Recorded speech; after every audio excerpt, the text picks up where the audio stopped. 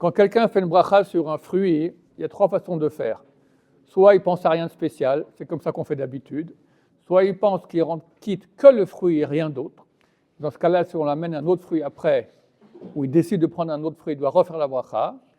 Soit, quand il fait la bracha sur le fruit, il pense, je pense rendre quitte tous les autres fruits qui viendront, qu'on pourra m'amener, etc. Et dans ce cas-là, il ne refait pas la bracha quand il va manger un prochain fruit.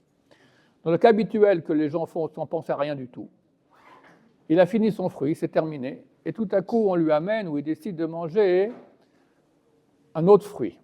Il y a une marloquette, est-ce qu'il doit refaire la bracha ou pas? Là, on ne refait pas la bracha. Et il mange le deuxième fruit sans refaire la bracha. Néanmoins, il y a deux cas dans lesquels il doit, oui, refaire la bracha. C'est si le deuxième fruit qu'on lui amène, il est meilleur. Meilleur, c'est du point de vue du goût et du point de vue ilchatique. Du point de vue du goût, c'est meilleur, il préfère. D'accord, il a mangé un fruit qu'il aime normalement, qu'on lui amène un fruit qu'il adore, il doit refaire la bracha sur le nouveau fruit qu'on lui a amené.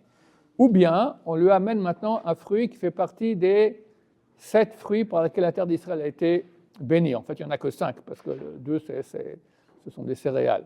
Donc, c'est l'olive, la date, la grenade, la vigne et la figue. La figue.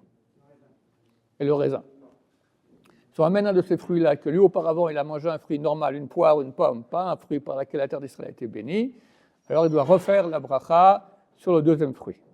Bli neder dimanche, on verra qu'est-ce qui se passe s'il a mangé un fruit des 7 fruits.